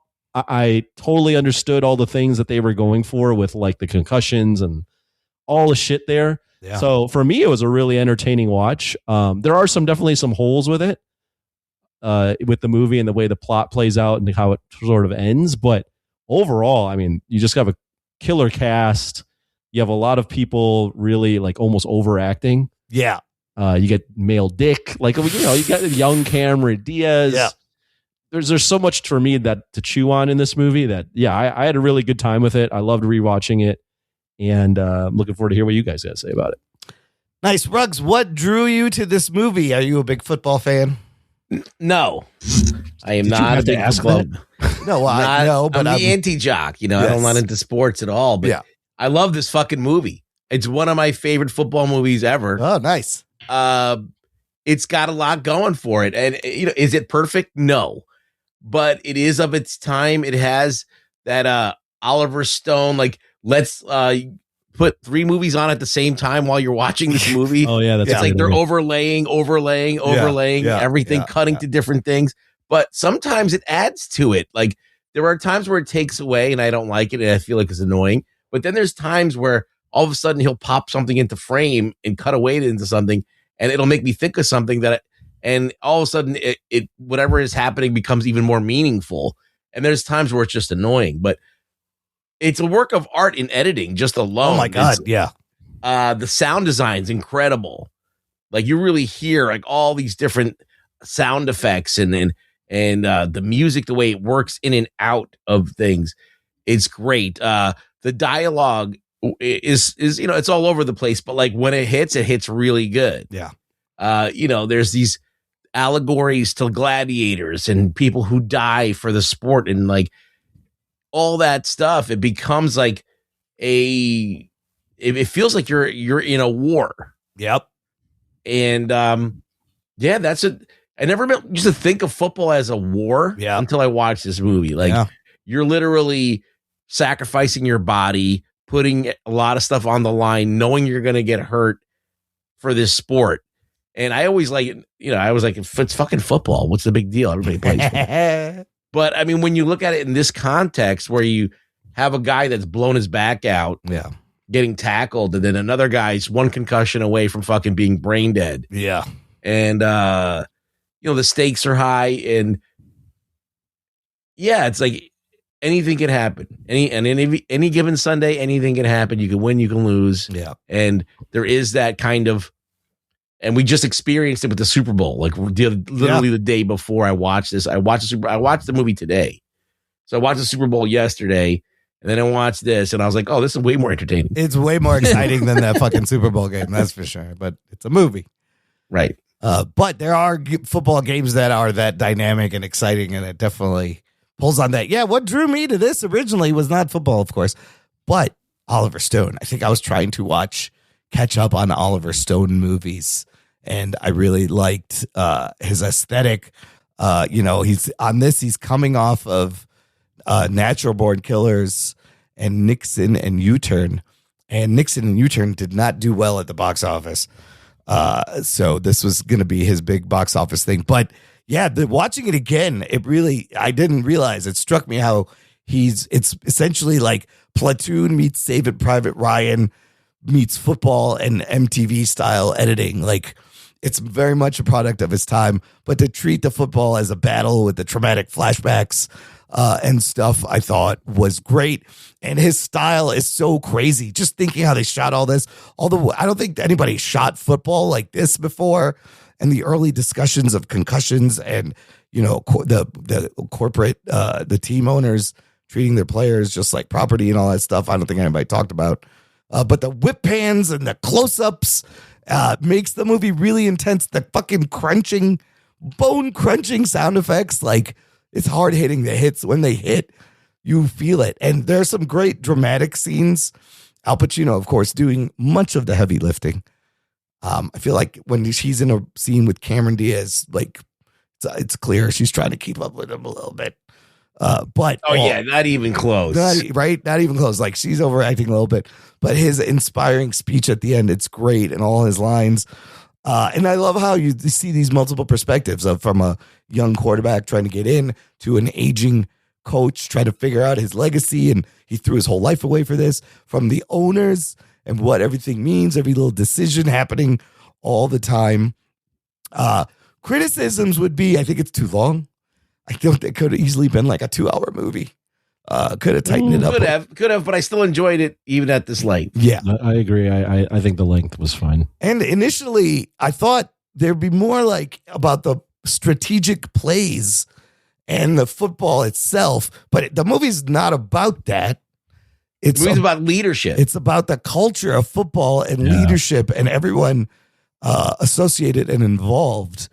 So it's a movie built on, the main plot is this team, right? And them trying to achieve victories.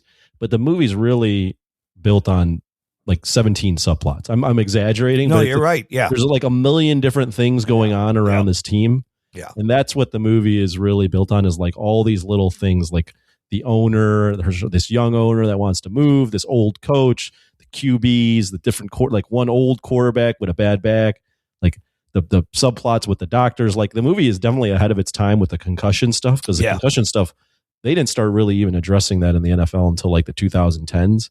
Yeah. This movie is ahead of its time in that sense.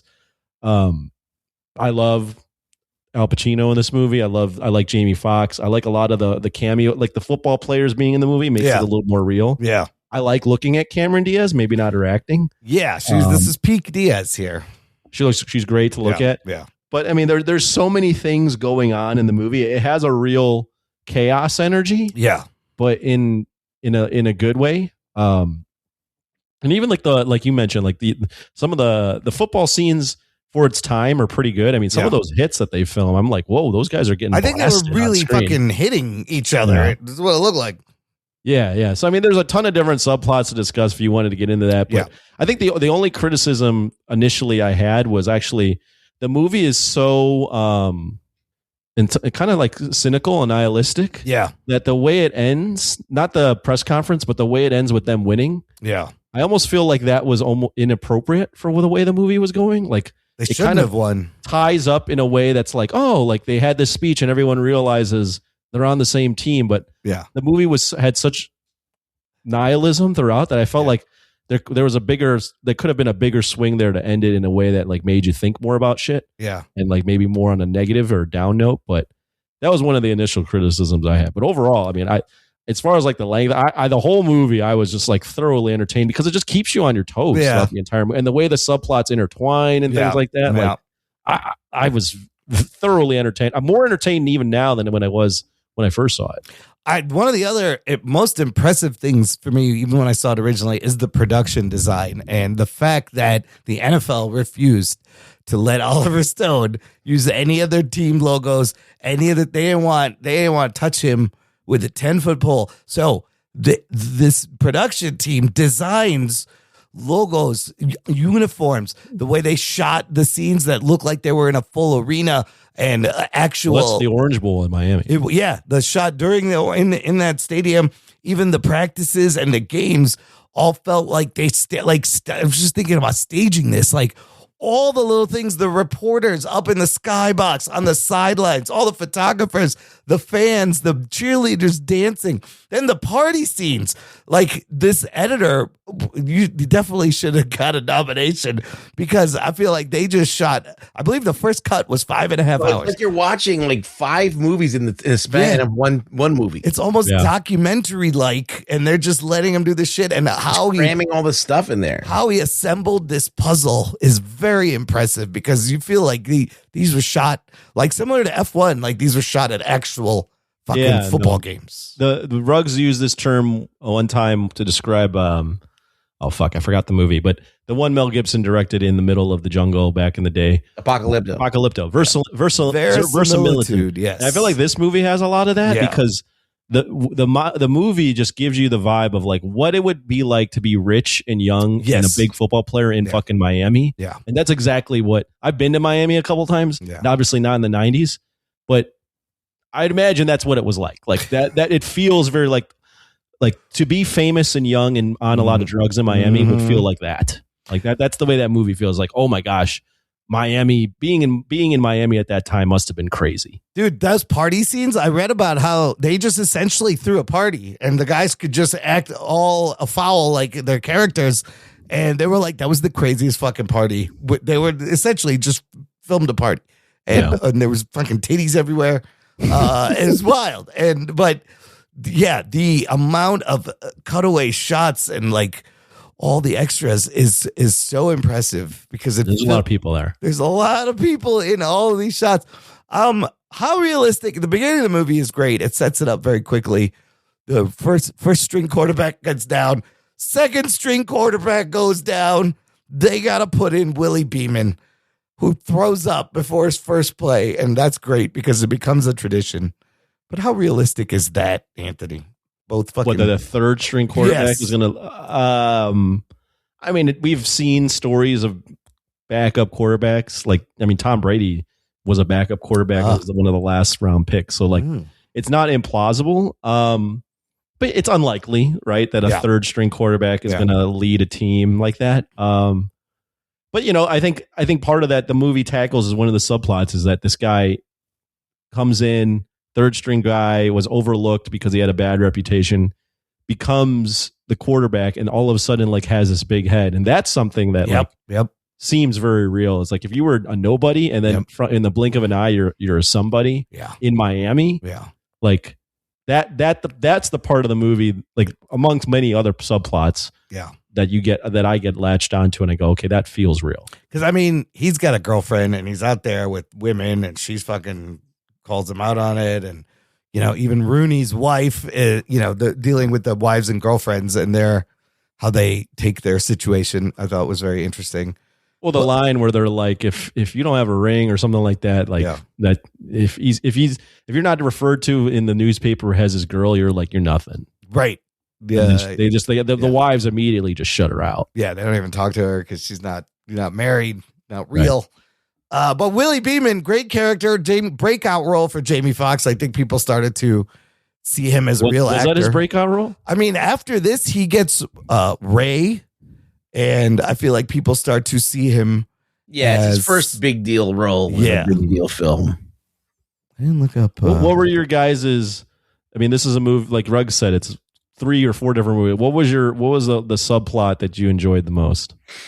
I don't know. I really like the whole idea of he's got to get the team on his side, and he's not going to do that by being a douche. Yeah. Like he has to not humble himself, but he has to realize that he's fighting with LL Cool J the whole time, and LL Cool J's actually got his own fucking thing going on. Yep. All of these guys got these bonuses that kick in when they do certain things or sponsorships or whatever they got. So they need to get the ball too. And they need to get certain yardage or whatever. So when Willie Beeman is not kind of taking them into account, they start to resent him. And at a certain point in the movie where the team's they're just letting them get pummeled because they turn on him. They don't respond to him. And he sees that he can't do it without them. It's a team sport. He thinks it's all him. He gets his big head. So I think that was my favorite part. He gets his comeuppance. I also like Al Pacino going toe to toe with Cameron Diaz. Yeah. And, she goes up to him at the party and she's like, blah, blah, blah, blah. He's like, about winning the Super Bowl. He's like, talking about the ring. And he's like, yeah, try winning one. Yeah. Yeah. Talk to me after you win one. Well, and the fact that her father he was good friends with her father, who used to be the owner, and that shit happens all the time, right? When the elder owner passes away. Yeah. Oh yeah, you don't know what's going to happen. I really enjoyed that subplot too, Ruggs. The dynamic between the young owner and her trying to make her mark. Yeah, and I think that they mentioned that she went to either Cornell or something. She's this Ivy League grad and inherits her team, and she wants to make a stamp on it. And then there's the dynamic with her and Al Pacino's character Tony, the young owner versus the old way versus the new way. But then also there's the subplot where she's fighting with Miami to get more funding for the stadium, and she's threatening to move them to LA. Oh, right. I just thought the politics of that owner situation amongst all. I mean, I liked every subplot, to be honest. Yeah, I thought that one for me was every time Cameron, maybe because I think Cameron Diaz was really hot back then. Anytime she was on screen with Al Pacino, I was enjoying it. What about you, Ron? I mean, the Willie Beeman thing was great. Where else the coach does this guy know any of the plays? He doesn't know. He's making shit up. He's changing shit in the huddle. But then, the comeuppance is great when he realizes he's got to be a team player. With you guys, I liked all the subplots. Al Pacino's older coach is great. The doctor I thought also was interesting, making James Woods making the guy play hurt. Sitting out Rooney, the quarterback, but putting in Shark. Well, he's just a stooge, so he's just doing whatever they tell him. He's doing whatever he thinks going to make the team win or make the money. He doesn't give a shit about their health, right? And even Shark is like, give me one of them cortisone shots, I'll be fine. The players, what they risk their body to get things done. But the Al Pacino picking up Elizabeth Berkley, I thought was would you pay for what was $1,000 for an hour? So here's the question. Yes, Elizabeth Berkley, $1,000 for an hour or $5,000 for the night. And I'm gonna say that's a fucking steal. I would take that shit all day. I'd do the 1,000. I'd even do the 1,000. I mean, if you got the money. $5,000 for Liz Berkley in their prime, kind of. If you're a rich Al Pacino. No, she's 4 years past Showgirl. Fuck, that's a deal. Well, it is fun. We're talking about it in a funny way, but the life of an NFL coach is actually can be quite lonely because these guys in season are putting, I mean, they're working 7 days a week. They're working 14, 15 hours. I'd imagine a lot of these guys are sacrificing time with their family or even like driving their family away. And it's clear to me in this movie that they're basically saying that like his life has been devoted so much to football that it ruined his personal life. And he's actually like a really lonely guy outside of the job, which is common. You don't see that. Like, that's probably not brought up a lot back then, but like that's very well known now is that these guys are like basically sacrificing all their life for this. Yeah, you got to be like Belichick and you're like late, whatever. Yeah, that's when, I mean, he finally has time for the young girls because he's finally, like, he blew his whole life. What about John C. McGinley's sports reporter? That guy was kind of annoying, but he is annoying. He has an annoying face. Yeah. And every time I see that guy, all I think about is, what is it you do here? From Office Space. He's great. But there were like, I think he was based off some other sports reporter, and we've only seen that kind of get worse. There's like more dudes like him now. Well, there's more because more people have microphones and can just do a podcast. But yeah, there was that. I mean, there's the coach in waiting. There's the injuries. Oh, yeah. Aaron Eckhart was trying to be the next coach. What about the team members? You got the guy with the face paint. Yeah. You got the fucking guy he's out of his mind. You got the white dudes who are listening to Metallica and everybody gets mad. Yeah, you got to love just Cameron Diaz showing up in the locker room and they just cut to like a million. Oh, my God. dicks. She's just walking around and everyone's got their dick out. She's like, hey, boys. I was like, the fuck? What the fuck's going on here? I wish it would have it leaned more into the fact that Jamie Foxx was trying to like get her after her.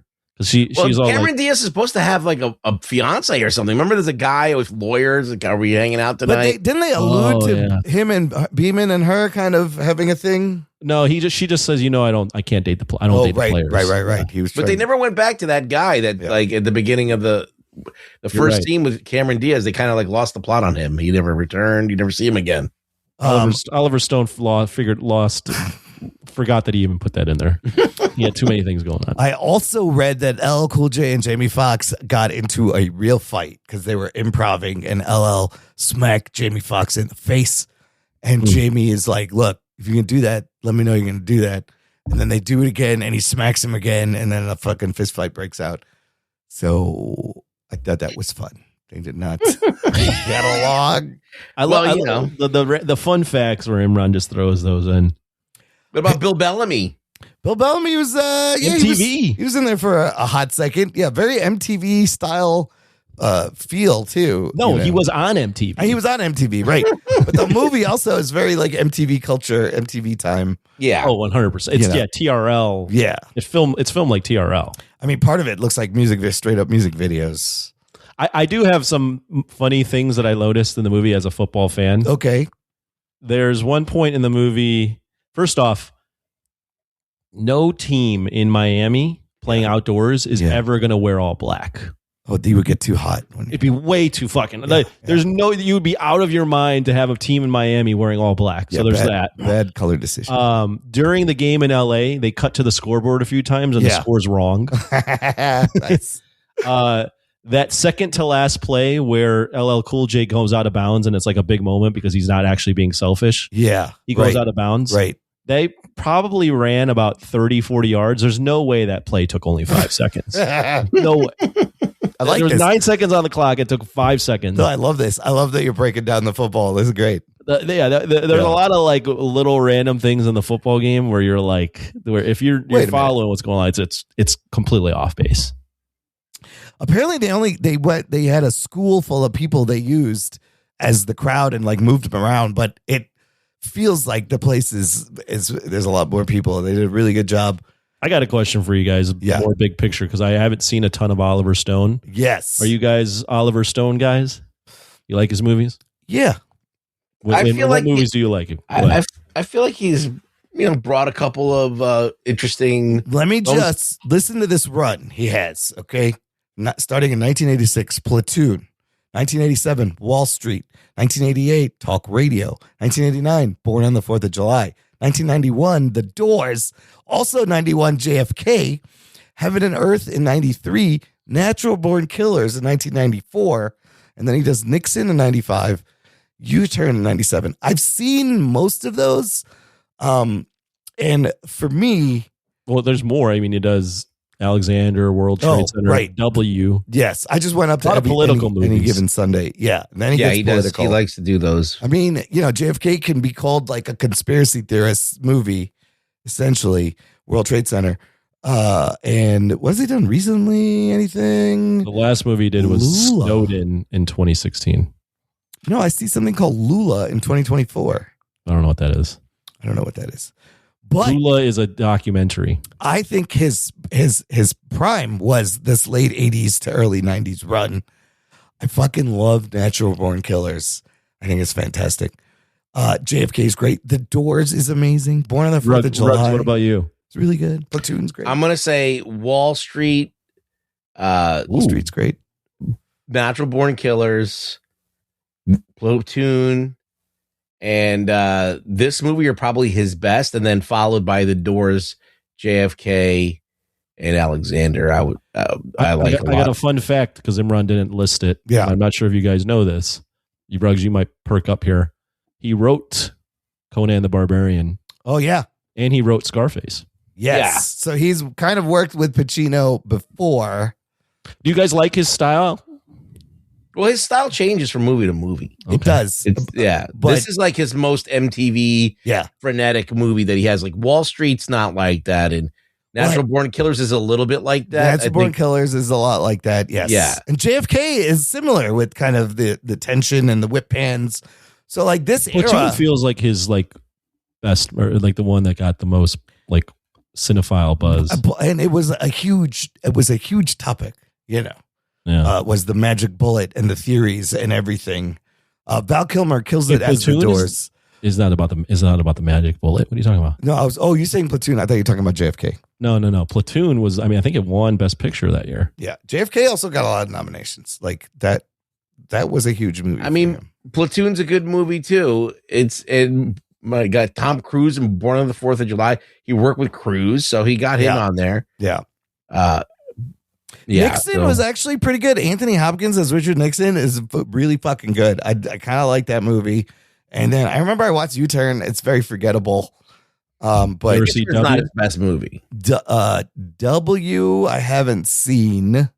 That's Brolin as George W. As George. Yeah, so he's the Nixon, JFK, and fucking W. It's very interesting.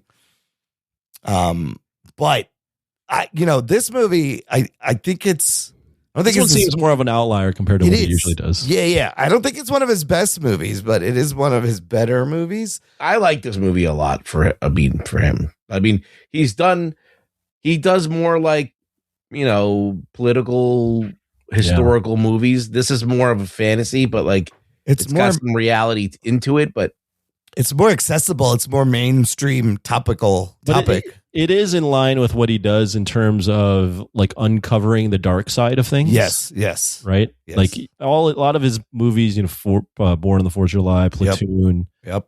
all those political movies. In this, you can throw those all in the same basket as far as he likes to explore the not so fun side of what we're talking about, or the conspiracy side or something like that. And he's adding in his war movie experience, kind of turning it into a war type movie. Yeah, I haven't seen a ton of Oliver Stone, so I know you guys are more refined with your taste. So I was curious. If you've never seen Natural Born Killers, I highly recommend that you just watch that movie. It is batshit crazy. It's so great. But no, there are some classic Oliver Stone movies you must watch if you are into movies. Where is he at on the man? Because we were talking about older guys. He's how old is he now? He's 79. So of that generation, is he tier 1, tier 2? Where would you guys personally rank him? Same age. I mean, he doesn't make my favorite kind of movie, which is an action movie or a big budget blockbuster. His movies are more about story and characters and history.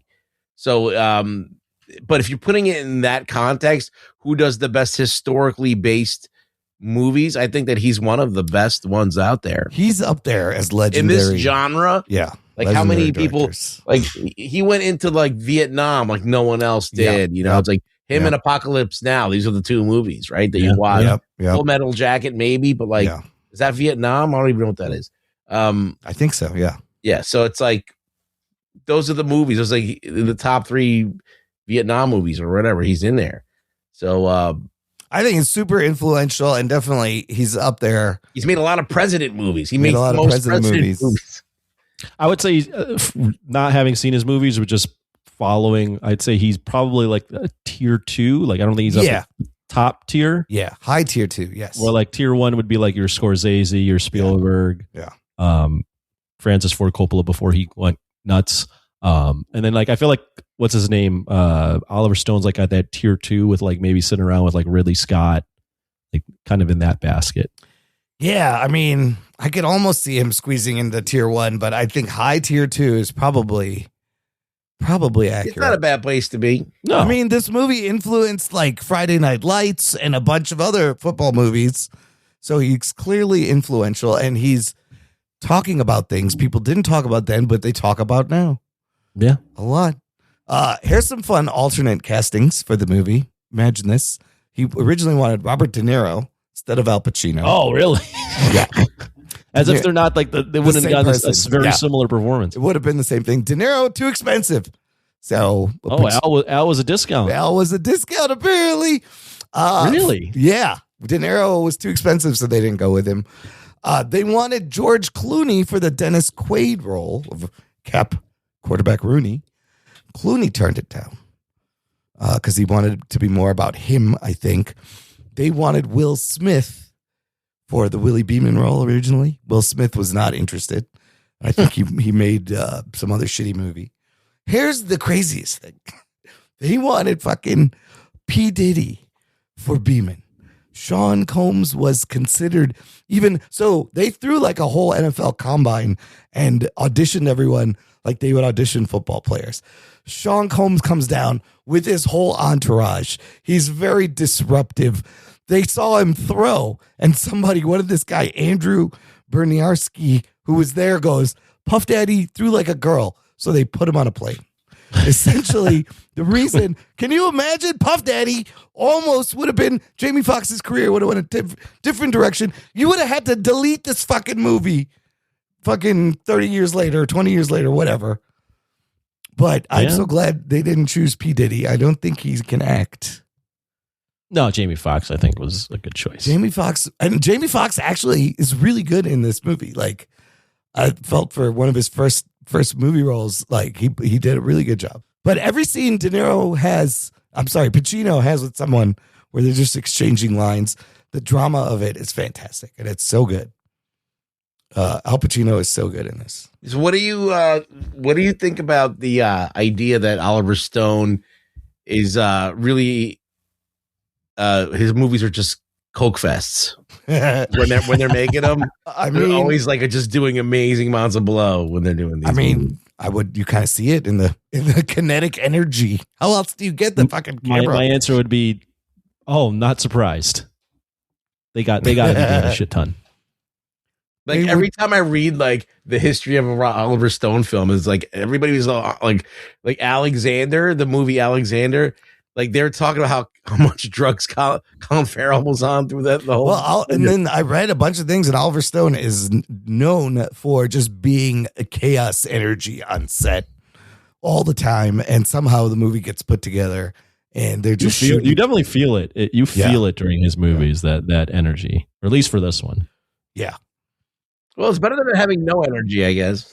It feels like your head is spinning in circles. Oh yeah, movie. Yeah. It's just cut, smash, cut, whip, pan, close up. I enjoyed it. I love it. I didn't watch it all in one sitting, and normally when I do that, I can't get back into the movie as quickly. Yeah. But I split it in half, and I watched part of it Saturday, one part of it Sunday. That's and right good. When I turned it on Sunday, I was right back in. I was like, I'm in. I was like, I just snorted this. I'm back in this. I'm ready to go for another hour. The inches are all around us. I mean, that's got to be like the best fucking sports fucking speech. Nah, that's not the best. No, it's a good one, but it's. I mean, this is where we live. People still quote that. People still quote the like you got to fight for every inch type thing. But I wouldn't say it's the best speech. Rocky's had some good speeches. Rocky has a good speech. Yeah. Rocky, there's a lot of the Rocky speeches to him. When he yells at his son in Rocky Balboa. that was when a his good son speech. when his son is like embarrassed of him, and that's a good speech. I like in Rocky 4 when he talks about how for Drago to win, he's going to have to kill him, and if Drago's going to kill him, then he's going to have to be willing to die by himself in there, and that I don't know if he's ready to do that. And the Adrian's like, you can't win. the speech in Godzilla -1 before they go out and fight. Godzilla that's great too. fantastic. Oh yeah, that's great. That's not sports. I know. I'm just throwing things out there. Was the fight? It's a game of inches or fight for every inch. Was that already in like football vernacular before this? Or was that football. like a thing? One of the things about football is that it's a game of inches. Right. So yeah, that was in vernacular. He just picked up on that, but the Any Given Sunday, I guess, is a line. I was just waiting for Al to be like, "Hey, my little friend, here comes the pain." No, he didn't do any of that. I mean, I'm reloading. He could have used another iconic line here or there, maybe. How long has it been since you watched Carlito's Way? Carlito's Way. I've only seen that like one time. I watched that. It is very good. I'm Benny Blanco from the Bronx. Anthony, if you made this movie today, does anything change really? No, you could keep a lot of that stuff. Right? I mean, a lot of it. The injury stuff isn't as prevalent now. What about the penis? There's still a lot of penis. There's a lot of penis. You could probably do like a. If James Gunn is involved. If James Gunn is involved. James, I don't know what that looks like. That'd be weirder than Fincher doing a Quentin. No, in Peacemaker, there was a lot of penis. Oh, that's right. true. Yeah. It's like that scene. The penis wasn't as I mean, prevalent though. Nobody was doing the fucking windmill, so they were just the windmill. Complete side tangent, but seeing what was that movie, Bruno, in the movie theater? Oh yes, and being in the second or third row for that showing, and the windmill of the penis. His dick is out the whole time. Unforgettable moment. That's a great dick moment in the movie. Again, Mr. Dick. Someone's got to make this website. I need timestamps every time there's a dick in a movie. And what happens? So essentially, football hasn't changed. It's largely the same kind of similar. I mean, it's not as there's some dark shit in the football still. Yeah, you could definitely pull this off and put a modern spin on it, and a lot of the stuff probably would be very similar. Yeah, I mean, I feel like you could add more like gambling shit into it now and stuff. Yeah, and I mean the stakes of football, if anything, like the stakes of football have just gotten bigger and bigger. So part of it though, like you guys mentioned earlier, is a little overly serious. Like I did chuckle when Dennis Quaid's in the bed, the hospital bed, and he's like, "Come on, man, I'm a football player. I gotta get the." I'm like, really? Come on. It's a little bit. Some of it's a little melodramatic. Well, the scene where he's arguing with his wife. Yeah, she slaps him. Yeah, she slaps him, and she's telling him he has to play football. To me, that seemed a little unrealistic. A lot of football people want their husbands and people to get out of the sport if they're not banged up. Yeah, he's not like, bitch, did you just smack me? What the fuck? Who's paying the bills around here? She's hot too. That actress. She was. Who was that? That's Lauren Holly. She's from Dumb and Dumber. That's the Lauren Holly. Yes. Oh, yeah. So you're saying there's a chance? Yeah. Samsonite. That's what it was.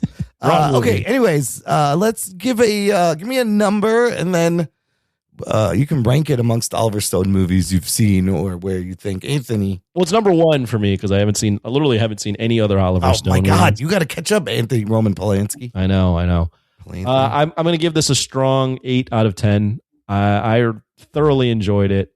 Like I said, I do have a problem with the ending. I think it ends.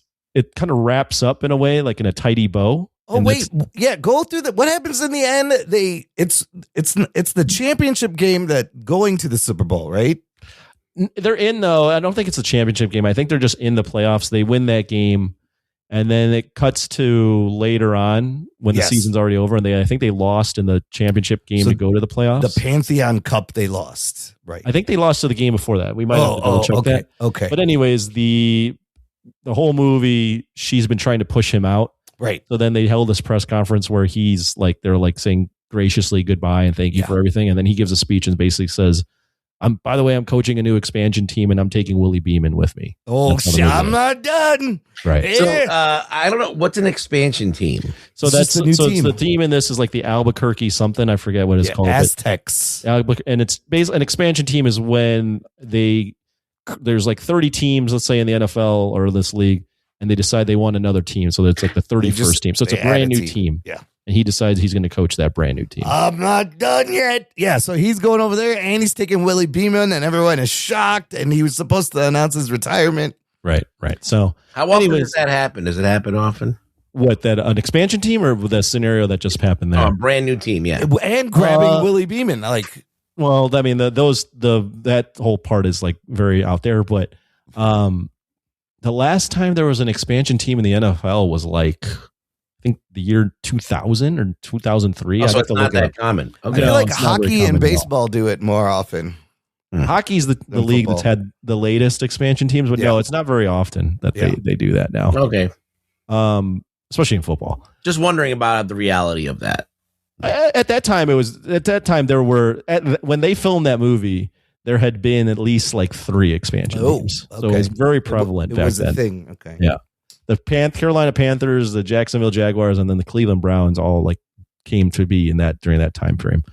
8 out of 10. I thought the ending would like tidied up a little bit. I wanted more of a nihilistic ending. Maybe that's just because I've become Rug Boy and I'm a curmudgeon and I hate everybody and I want things to be bad. Not just kidding, Rugs. Yeah, I like the movie though. I thought it was like it's like a shot of fucking cocaine, man. It's a shot of adrenaline.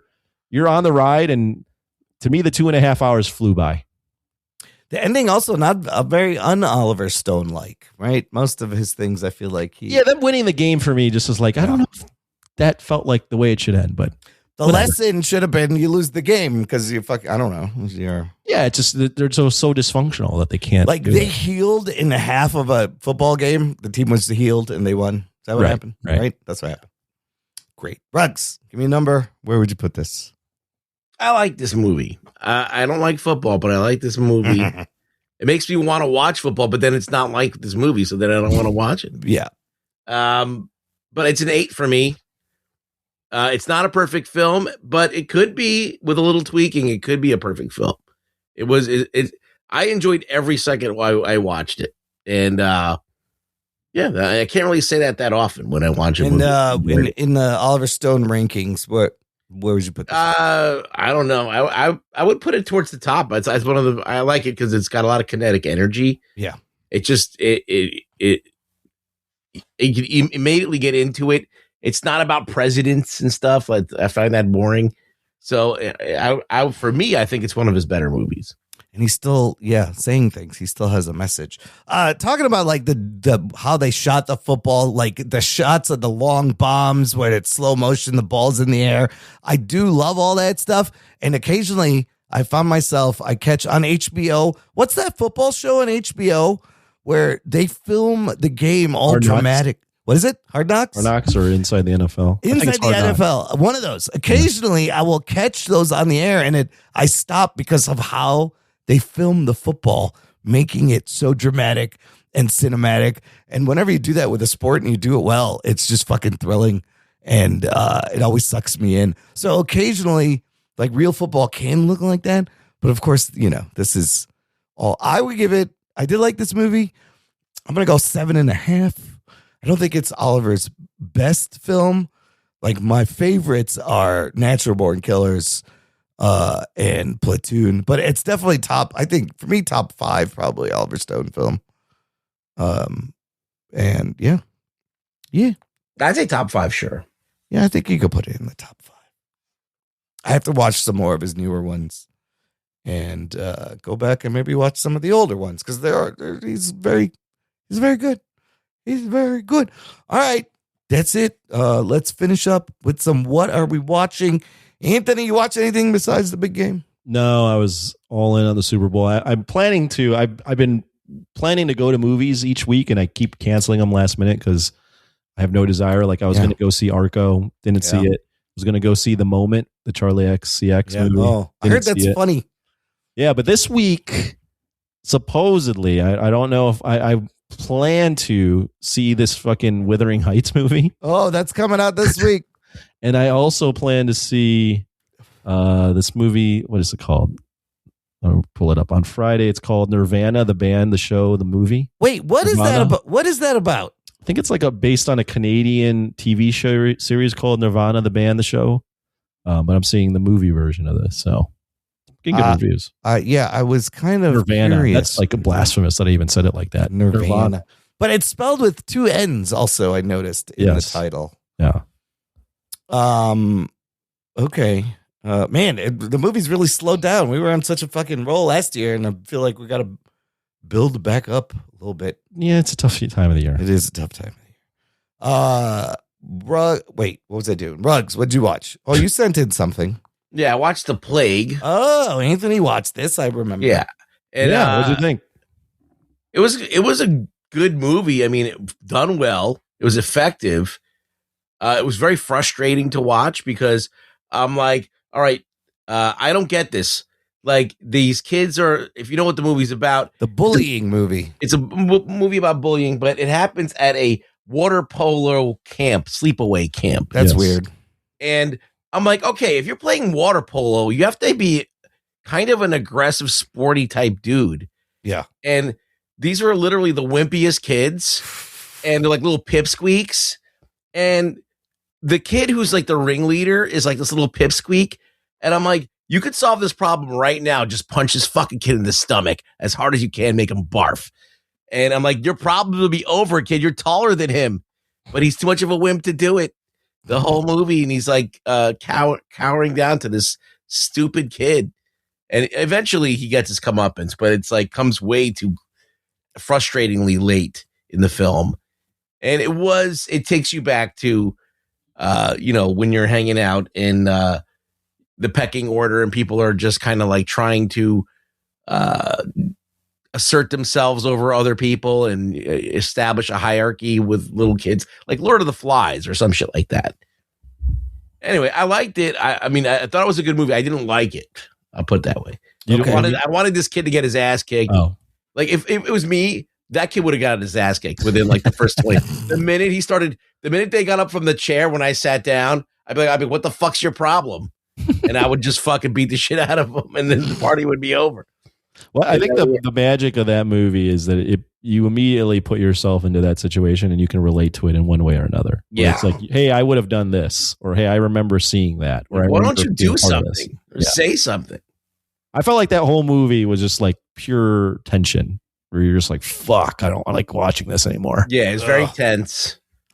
That end, the part at the end, we won't spoil it, but it gets pretty gross at the end. Yeah. It's like a movie about bullying, but it's filmed like a horror movie. Yes, that's a great way to put interesting. It. And the sound design is very eerie and horrific in its way. It's like guttural and shit. That's a great way to put it. Yeah. I'm glad you saw it.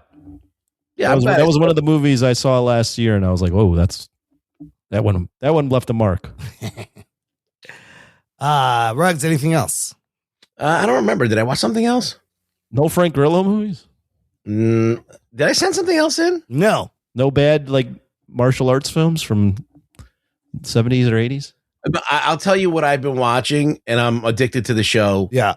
It's Landman. It is. Oh shit. Okay. Landman, I gotta watch this. I keep hearing about it. It's like The Sopranos or like Ray Donovan or any of those shows. Yeah. Where it's like a guy, he's always under pressure. He's got to fucking fix shit. And then it's like the cast of characters around him. But this show has nothing but horrible looking guys and nothing but hot girls. I like it already. And it's great. Like, so Allie Larder is the wife. The daughter is smoking hot. Then they got this lawyer that's smoking hot. Then they got the girlfriend of the son that's smoking hot. Like every girl is like an 8 at least. And nice. It makes it more fun. I don't know what it is. I gotta watch it. It's just a show about a guy who was in charge of the oil business. Yeah. And he's got to go. He's like constantly going from place to place, dealing with fucking problems like the drug cartels, this and that, all this stuff. And in the meantime, his ex-wife, who's like insane, just comes back into his life. and he's trying to like get back together with her, even though she's a complete lunatic. And it's crazy. It's fun. All right. I'm going to watch. If I Had Legs, I'd Kick You is on HBO Max now. Have you seen I it? watched it. I did see it. It's another movie. Tension-filled movie. Yeah, you know what? It wasn't bad. Rose Byrne carries this whole movie. Like, literally, the camera is on her face for the entire time. She's very good. I did also like the way they shot around the children.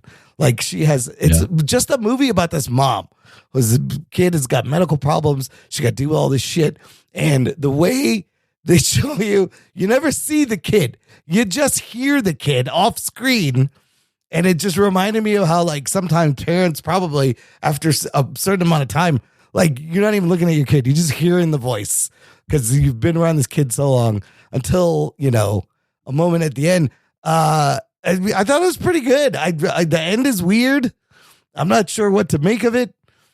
But as a frenetic kind of tense story of this mom, I thought it worked really good, and she was really good at it. She got an Oscar nomination, right? She did, yeah. That movie, If I Had Legs, I'd Kick You, The Plague. There's also a movie, Die My Love. Like, these are all movies that I saw this past year that all have the same vibe, where it's this, like, tense vibe. Yeah. If I Had Legs, I Would Kick You is definitely, I wouldn't say it's like my favorite movie of the year, but it's not designed to be your favorite.